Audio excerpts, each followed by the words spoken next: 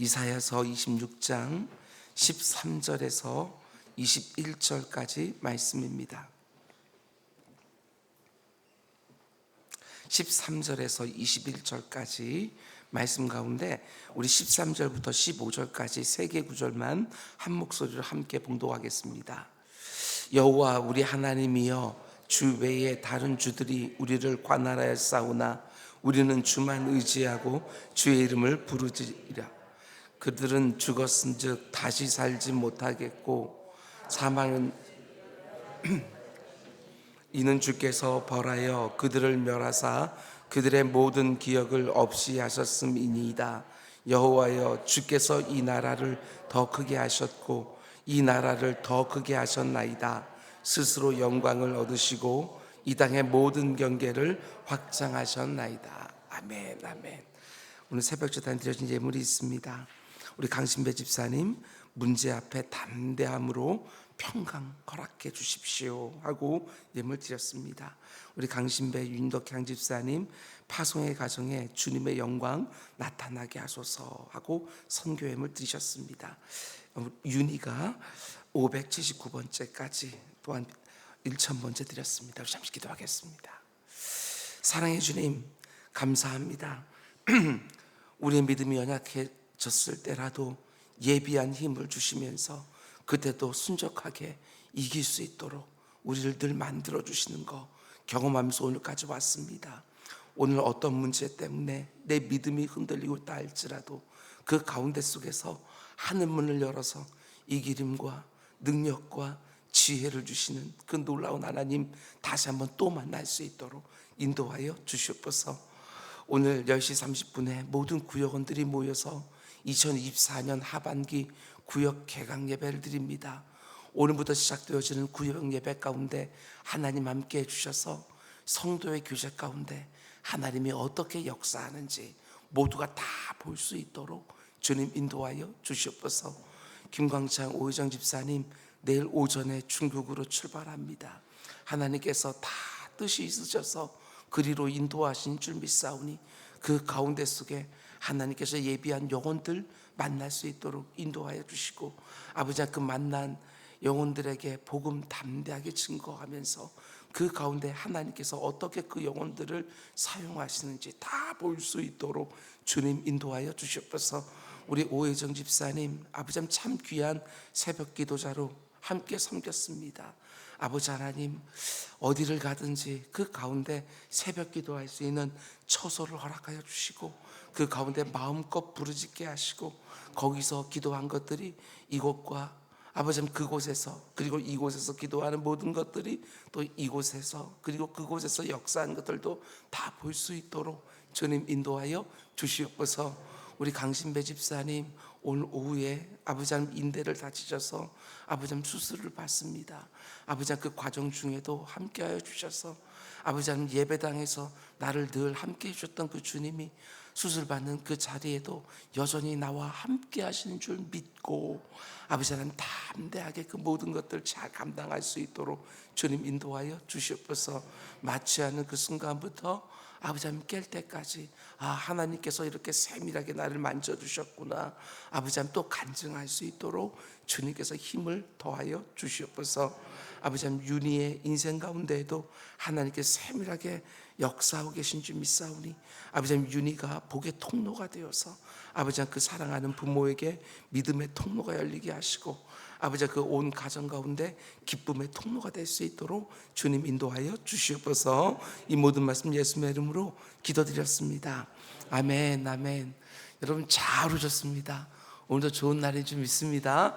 아멘, 아멘. 오늘 이사야서 강의 60번째 시간입니다. 오늘 말씀의 제목은 산고를 하면서도 생명을 출산하지 못하는 고통, 이런 제목으로 말씀 전하도록 하겠습니다. 여러분 가운데도 이런 경험을 해보신 분이 있을 거라고 생각을 합니다. 산통을 하고 있는데 출산을 하지 못해서 너무나도 고통스러운 이런 제목으로 오늘 이 새벽에 주시는 하나님의 말씀을 함께 나누려고 합니다. 우리는 어제 새벽에 이사야 선지자의 모든 선지서들의 특징 중에 하나를 잘 보여주는 것을 보았습니다. 지금 선포되는 이 예언의 말씀이 그 당시 백성들에게 주어지는 말씀인지, 그리고 우리 주님이 처음 이곳에 오실 때에 그때 이루어지게 될 말씀인지, 아니면 우리 주님 다시 이 땅에 오시는 종말의 때 이루어지는 예언의 말씀인지, 그것을 구분하지 아니하고 왔다 갔다 하면서 자유롭게 말씀을 전하는 걸 보았습니다. 오늘 본문도 마찬가지입니다. 이사야 선지자가 과거의 영광을 말했다가 현재의 고통을 말했다가 미래의 소망을 말하기도 하는, 또 왔다 갔다 하면서 우리에게 믿음을 더하고 낙심하지 않도록 권면하는 그런 말씀을 우리는 보려고 합니다. 하나님의 공의로운 심판을 계속해서 보고 있습니다. 우리가 살아가는 오늘이란 시간 속에는 의인이 고난을 받고 악인이 형통하는 것처럼 보일 때가 있지만, 하나님이 정하신 때가 되었으면 반드시 행한 대로 갚으시고 심은 대로 거두게 하신다. 그 순간이 틀림없이 오는 줄 믿고 악인의 형통을 보면서 낙심하지 마라.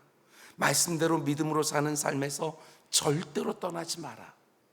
특별히 말씀과 현실이 너무나 다른 것처럼 여겨질 때에 우리가 붙들어야 되는 믿음이 무엇인지 오늘 새벽에도 계속해서 나누려고 합니다. 본문 13절 말씀은 이렇게 되어 있습니다. 여호와 우리 하나님이여, 주 외에 다른 주들이 우리를 관할하여 싸우나 우리는 주만 의지하고 주의 이름을 부르리이다.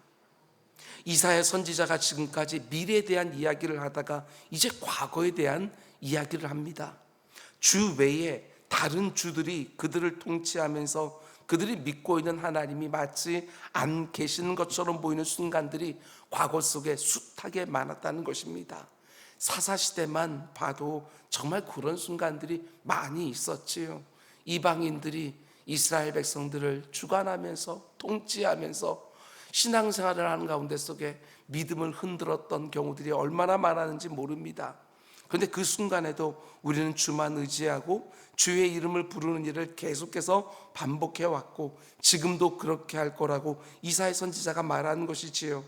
그런데 이어지는 14절, 그들은 죽었은즉, 자기들을 통치하고 자기들을 다스리면서 하나님이 아니라 자신들의 신이 참신인 것처럼 가르치려고 했던 그들은 다 죽었고 다시 살지 못하겠고 사망하였은즉 일어나지 못할 것이니 이는 주께서 벌하여 그들을 멸하사 그들의 모든 기억을 없이 하셨음이니이다.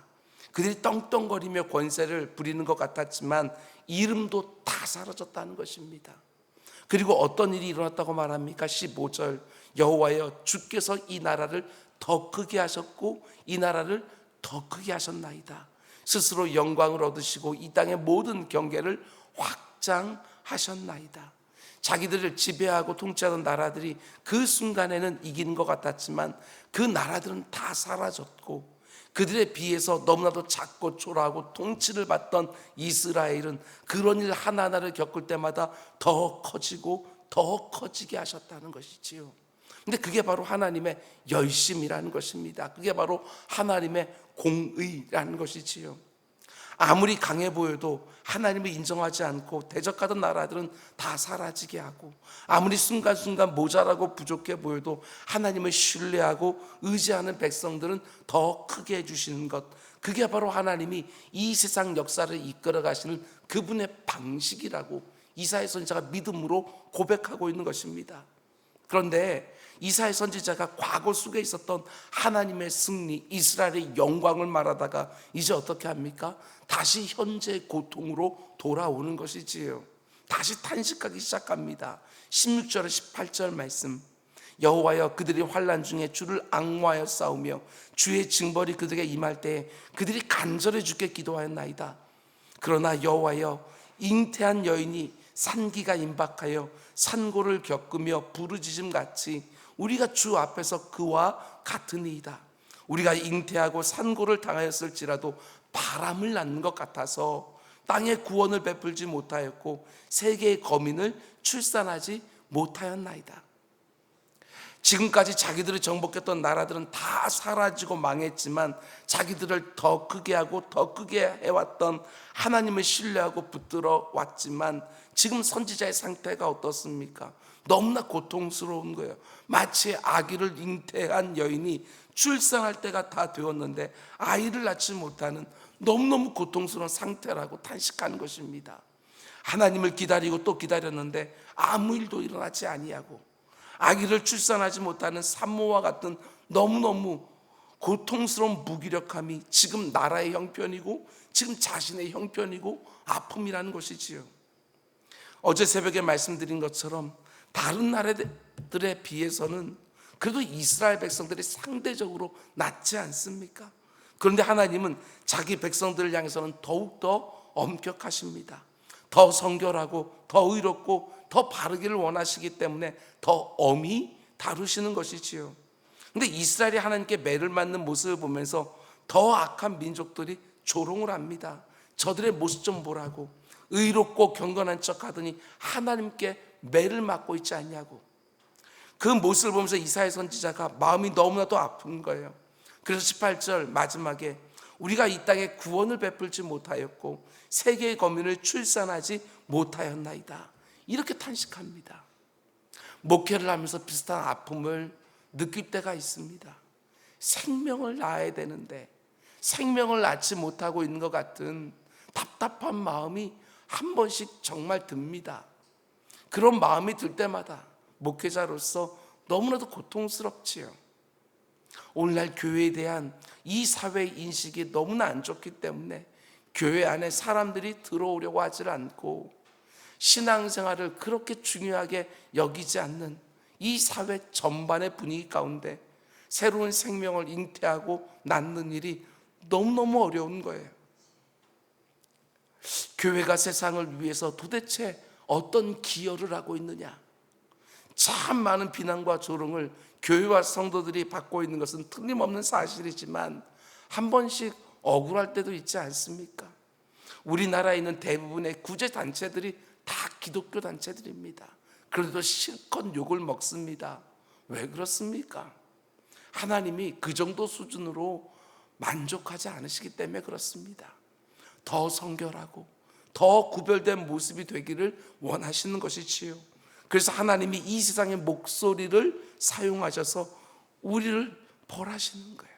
더 깨끗해져야 된다고, 그 정도 가지고 어림없다고, 그 정도에서 어떻게 이 세상의 소금과 빛의 역할을 감당할 수 있겠냐고, 어떻게 나를 드러낼 수 있겠냐고 더 온전해지길 원하시는 것이지요. 근데 저는 이사야 선지자가 이렇게 탄식하면서 쏟아내는 말이 얼마나 도전이 되었는지 모릅니다. 18절 말씀 다시 보십시오. 우리가 잉태하고 산고를 당하였을지라도 바람을 낳는 것 같아서 우리가 아기를 낳지 못합니다, 이렇게 말하지 않고 뭐라고 말합니까? 이 땅에 구원을 베풀지 못하고 있습니다. 아니, 지금 자기들도 바벨론의 공격 앞에 죽을 지경인데 선지자가 뭘 말합니까? 자기들을 통해서 온 세상에 구원이 흘러가지 못하고 있다는 것 때문에 고통스러워하는 거예요. 우리가 세계의 거민을 출산하지 못하였나이다. 정말 기가 막힌 말을 합니다. 이 세상이 교회와 성도들 놓고 이런저런 비난과 조롱을 쏟아놓을 때 그저 억울해하는 자리에 머물러 있으면 절대로 안 됩니다. 그래도 이 세상보다는 낫지 않냐고, 그래도 안 믿는 사람들보다는 성도들이 더 바르게 살지 않냐고, 왜 우리만 이렇게 혹독한 비난과 조롱을 받아야 되냐고 억울해하기만 하면 절대로 안 됩니다. 지금 이사야 선지자가 쏟아내는 아픔과 고통을 보십시오. 우리와 수준이 달라요. 우리가 땅에 구원을 베풀지 못하고 있습니다. 세계의 거민을 출산하지 못하고 있습니다. 자기들을 통해서 이 세상에 구원이 흘러가지 못하고 있는 거, 그게 너무나도 가슴 아프고 고통스러운 것이지요. 지금 이사야 선지자의 눈이 어디에 가 있습니까? 경상남북도 하층과 같은 그렇게 자그마한 자기 나라에 가 있지 않습니다. 그게 관심이 아닌 거예요. 자기를 통해서 하나님께서 열방을 구원하려고 하는 그 계획을 세우셨는데 그걸 제대로 감당하지 못하고 있는 것이 너무나도 가슴이 아픈 거예요. 자기들을 사용해서 열방을 축복하려는 하나님의 뜻을 제대로 감당하지 못하고 있고, 자기 민족의 조상이라고 불리는 아브라함 때부터 복의 통로로 부름을 받았음에도 불구하고 지금 그 역할을 제대로 감당하지 못하고 있다는 사실이 너무나도 가슴이 아픈 거예요. 이 땅에 세워진 교회들과 그 교회 안으로 부름받은 성도들에게 주어진 가장 큰 사명은 생명을 잉태하고 출산하고 양육하는 일 아닙니까? 하나님의 구원의 통로가 되어서 세계 거민을 그분께 돌아오게 하는 사명을 우리는 가지고 있는 거예요. 그 일을 우리가 감당하지 못하고 있다는 거, 그게 여러분과 저의 가장 큰 단식이 되어야 되는 거예요. 내 인생에 문제 있습니다. 내 앞가림 많은 것도 너무너무 중요합니다. 그러나 그게 1번이 아니라 그 가운데 속에 내가 낙심하고 흔들리고 그 가운데 믿음을 잃어버리고 하는 그 모습을 통해서 내 주변으로 구원이 흘러가지 못하는 거, 그게 정말 가슴을 치며 탄식할 일이다. 이사야 선지자는 우리들에게 그렇게 말하고 있는 거예요. 우리 교회가 어떻게 생존할까, 이게 정말 중요한 것들이 아니라 우리 교회가 그 사명을 감당하지 못하고 있는 것, 그것들을 놓고 가슴을 치면서 아파야 된다, 이렇게 얘기를 해야 되는 것이지요. 하나님의 연단 정말 잘 받으셔야 됩니다. 더 성결하고 더 구별된 모습으로 하나님의 살아계심을 드러내면서 내 인생 가운데 속에 이런저런 모든 문제들은 하나님께 온전히 맡겨놓고 나를 통하여 이 세상에 하나님의 복음이 흘러가기를 원하는, 내 인생 모든 것들을 다 통해서 하나님이 얼마나 좋으신 분이라고 하는 것, 그것들을 내 주변에서 다 알 수 있도록 그렇게 쓰임받기를 늘 사모하며 살아가는 것이 성도가 이 땅에 보냄을 받은 가장 큰 이유인데, 그것들은 제대로 생각하지 못하고 내 눈앞에 보이는 어떤 어려움들, 문제들만 놓고 우리가 단식하고 있다고 한다면 여러분, 그것이 얼마나 부끄러운 모습이 되겠는가라는 것이지요. 우리를 통해서 세계 거민들이 하나님께 돌아오는 일에 어떻게든지 쓰임받고 싶어서 하나님 앞에 하나님 나를 써달라고 늘 기도하는 우리 모두가 될 수 있기를 주님의 이름으로 축원을 드립니다. 근데 곧바로 이어지는 19절 말씀 보십시오. 또 분위기가 바뀝니다. 현재의 고통에서 이제 미래의 소망으로 또 옮겨갑니다. 이사야 선지자가 비록 지금 산고 중에도 출산을 못하는 산모처럼 극심한 고통과 아픔을 느끼고 있지만 여전히 소망을 말합니다. 너무 놀랍게도 구약 시대를 살아가고 있는 이사야 선지자가 신약 시대의 소망을 열어주고 있는 것이지요. 19절, 주의 죽은 자들은 살아나고 그들의 시체들은 일어나리이다. 티끌에 누운 자들아, 너희는 깨어 노래하라. 주의 이슬은 빛난 이슬이니 땅이 죽은 자들을 내놓으리라. 하나님이 정하신 때가 되어서 의인들이 하나님의 상을 받고 악인들이 하나님의 벌을 받는 모습을 보기를 간절히 기다렸는데 그 날을 보지 못하고 죽었습니다. 그러면 그냥 그렇게 끝나는 것입니까? 사망이 마지막이라면 끝난 게 맞아요. 내 성경은 그 어디에도 사망이 마지막이라고 말하는 대목은 나오지 않아요. 사망도 마침내 굴복하는 때가 있다고, 죽은 자들을 내어놓는 순간이 반드시 온다고 성경은 아주 밝게 말을 합니다. 신약만 그렇게 말하는 게 아닙니다. 의인에게 상 주시고 악인을 벌하시는 그날을 기다렸지만 그 결과를 보지 못하고 죽은 의인들을 놓고 구약의 선지자도 결코 낙심한 일이 아니라고 말하는 것이지요. 하나님이 정하신 때가 되어지면 죽음조차 굴복하면서 의인들의 생명을 다시 내어놓게 되어 있다. 그러니 의인의 고난과 악인의 형통을 보면서 말씀과 현실이 너무너무 다르다고 낙심하지 말라는 거예요. 제가 언젠가 말씀드리지 않았습니까? 믿음장이라고 불리는 히브리서 11장을 보게 되었으면 거기 얼마나 많은 신앙의 위인들이 나와요. 그런데 그 가운데 어떤 사람들은 사망의 위기 가운데 속에서 하나님의 건짐을 받기도 하고, 나라와 나라가 싸우는 가운데 속에서 적은 자가 이기기도 하고 하나님의 놀라운 역사들을 보기도 하지만, 어떤 사람들은 감옥에 던져지기도 하고 어떤 사람은 톱에 켜서 죽기도 하고, 다 그렇게 기록되어져 있어요. 그럼에도 불구하고 히브리서 기자가 말하려고 하는 것이 무엇입니까? 그렇게 죽었다고 할지라도, 악인들에게 그렇게 의인 중다 할지라도 그게 끝이 아니다. 라고 말하고 있는 거예요. 우리에게 부활의 소망이 있지 않느냐. 그러므로 그들도 실패한 것이 아니다. 이렇게 말하고 있는 거예요. 지금 당장은 자신의 나라가 구원의 통로가 되지 못하고 있고 세계 거민을 출산하지 못하고 있다 할지라도 온 세상이 하나님의 구원을 경험하고 세계의 거민들이 이곳저곳에서 하나님께로 돌아오는 날이 틀림없이 온다고 이사야 선지자는 믿음으로 선포하고 있는 거예요. 지금 바벨론의 침공 앞에서 흔들리고 있는 그 거민 백성들을 다시 믿음으로 꽉 붙들어주고 있는 것이지요.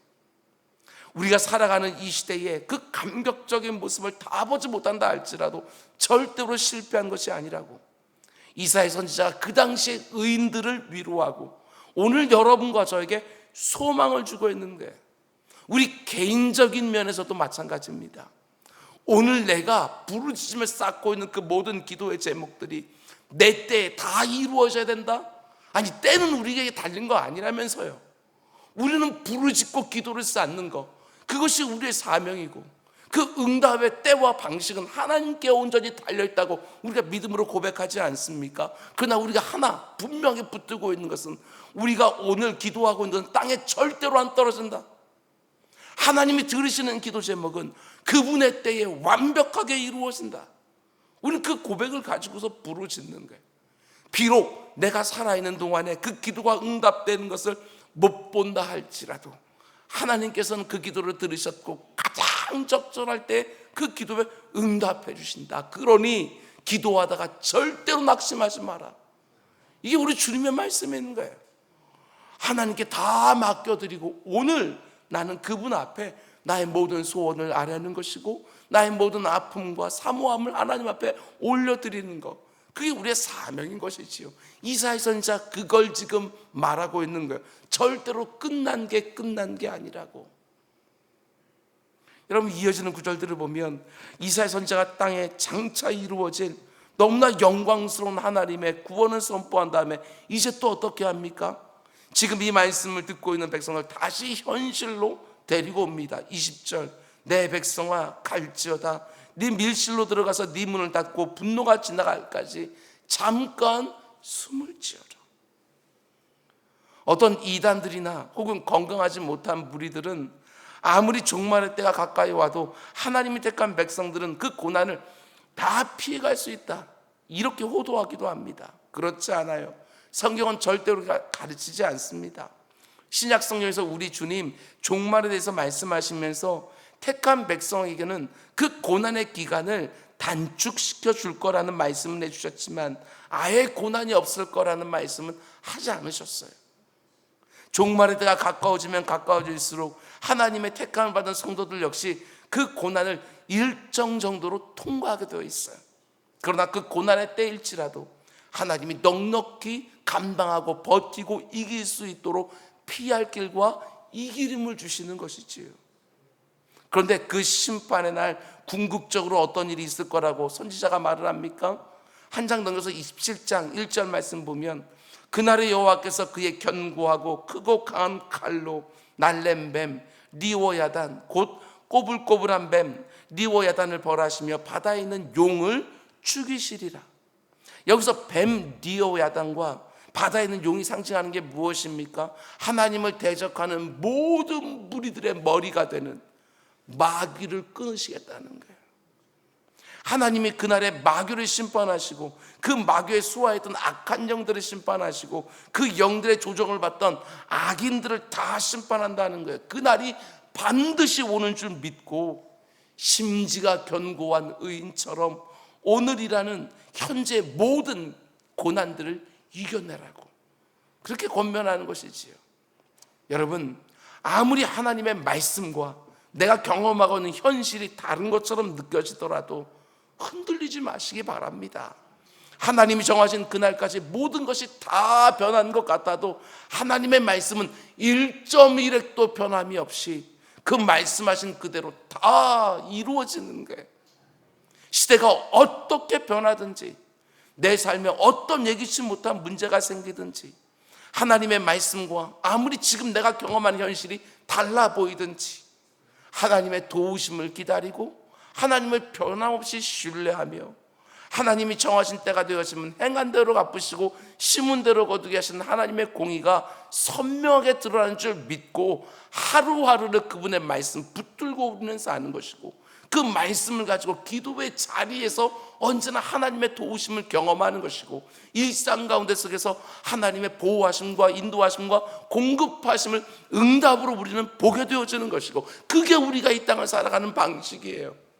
눈에 확연하게 드러나는 뭔가 확확 바뀌면서 내 삶 가운데 하나님의 놀라운 역사가 드러나지 않는다 할지라도, 언제나 하나님은 내 인생의 이면 가운데 정확하고 틀림없이 일하고 계신다, 그 믿음을 고백하면서 살아가는 것이 성도의 심지의 견고함이라고요.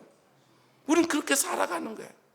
이사야 시대를 살았던 모든 믿음의 사람들도 그런 방식으로 살았던 것이고, 오늘을 살아가는 여러분과 저도 그런 방식으로 이 땅을 살아가는 것이고, 하나님 없는 사람들처럼 이 세상의 논리와 방식대로 살지 아니하고, 내 작은 경험을 가지고 하나님의 말씀이 이렇다 저렇다 함부로 반론 제기하는 것이 아니고, 오직 하나님 붙들고 의지하면서 하나님이 기뻐하시는 일을 전심을 다하여 감당하는 믿음의 삶, 오늘 하루도 변함없이 살아내는 우리 모두 다 될 수 있기를 주님의 이름으로 축원을 드립니다. 우리 기도하겠습니다. 사랑의 주님, 우리의 눈이 지금 내 눈앞에 있는 어떤 어려움과 내 감정 이런 데 이끌리지 않게 하시고, 그것들은 하나님께 온전히 내어드리면서 나를 통해서 지금 이 세상으로, 내 주변으로 하나님의 복이 흘러가고 있는가, 하나님의 구원이 역사하고 있는가, 아버지 하나님 그 가운데 쓰임받기를 사모하는 우리 모두가 다 될 수 있도록 주님 인도하여 주시옵소서. 하나님, 지금 내 앞에 있는 이 문제도 하나님 사용해 주셔서 하나님의 살아계심과 하나님의 놀라운 역사를 증거하는 기회로 삼게 해 주십시오 하고 하나님 앞에 부르짖으며 기도하는 우리 모두가 되게 하여 주시옵소서. 이 모든 말씀 예수님의 이름으로 기도드렸습니다. 아멘. 너희는 이렇게 기도하라.